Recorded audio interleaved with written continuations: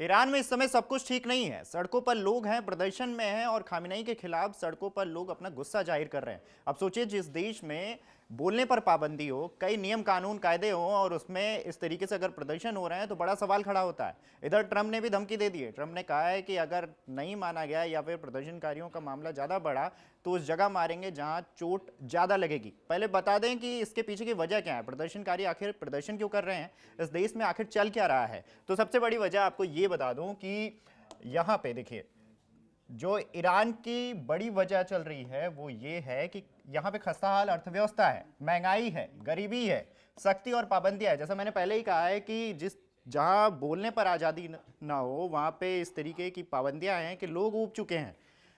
इन सब के बीच डर सबसे बड़ा कारण है।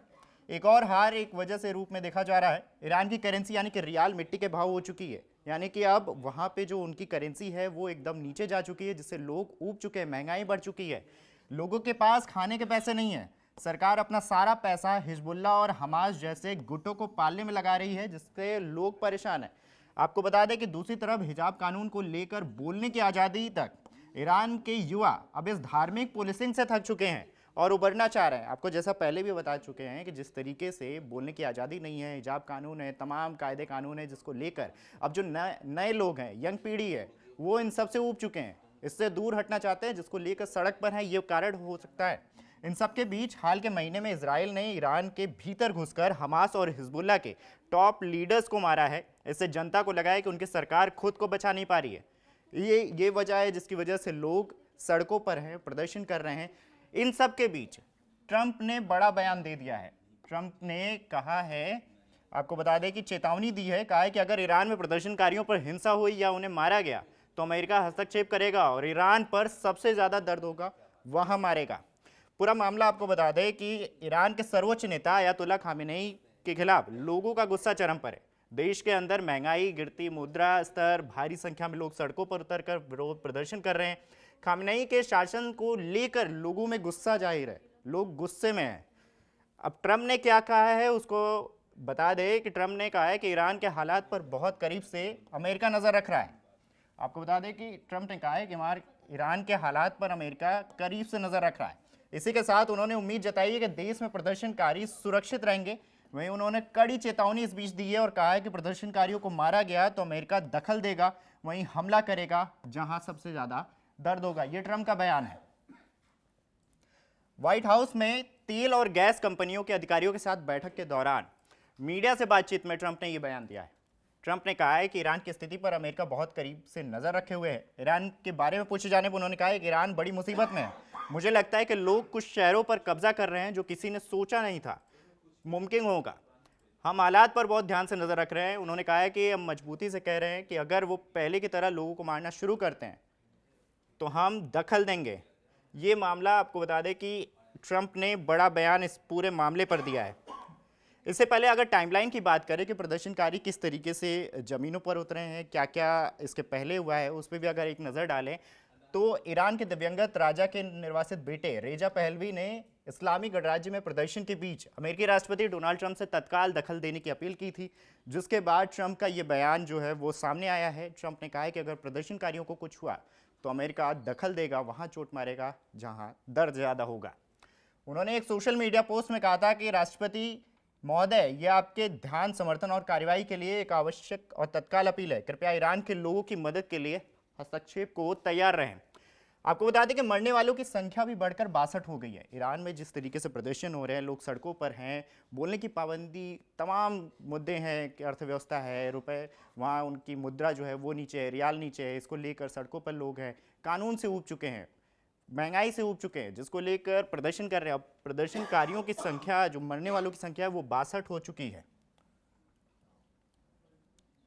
इधर ईरान के न्यायपालिका प्रमुख ने शुक्रवार को संकल्प लिया है, यानी कि बोला है कि प्रदर्शनकारियों को निर्णायक और अधिकतम और कोई भी कानूनी रियायत दिए बिना सजा दी जाएगी। उन्होंने कहा है कि ईरान के सरकारी टेलीविजन चैनल ने बताया कि नगरपालिका प्रमुख मोहसिन एजेई ने सजा दिए जाने का संकल्प लिया है। इस बयान से उन्होंने बताया कि प्रदर्शनकारियों के खिलाफ कड़ी कार्रवाई की जाएगी। ईरान सरकार ने विदेश से इंटरनेट के माध्यम से और टेलीफोन के जरिए बातचीत पर रोक लगाई है, यानी कि इंटरनेट और टेलीविज़न नेटवर्क पर रोक लगाई गई है।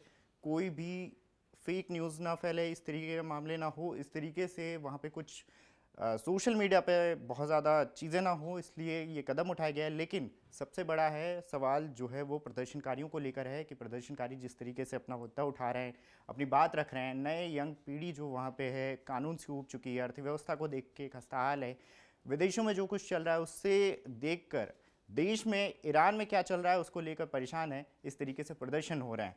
अब आप सोचिए कि तेहरान में अशांति के बीच सर्वोच्च नेता खामेनेई ने ट्रंप को अमेरिका की समस्याओं पर ध्यान केंद्रित करने की नसीहत दी थी। खामेनेई ने कहा था कि प्रदर्शनकारी दूसरे देश के राष्ट्रपति को खुश करने के लिए अपने देश को बर्बाद कर रहे हैं। खामेनेई ने साफ कहा कि देश विदेशियों के भाड़े के सैनिकों को बर्दाश्त नहीं करेगा। सुप्रीम नेता का ये ईरानी टेलीविजन और विरोध प्रदर्शन पर रिपोर्ट में कि हिंसा भड़काने के लिए इजरायल और अमेरिका के आतंकी एजेंडे को दोषी ठहराए जाने के बाद ये बयान सामने आया था। उधर ईरान के सरकारी मीडिया ने रात भर देश भर में फैले प्रदर्शनकारियों पर अपनी चुप्पी तोड़ी थी, यानी कि बयान दिया था, बोला था, आरोप लगाया कि अमेरिका और इजरायल के आतंकी एजेंडों ने आगजनी की है और हिंसा भड़काई है।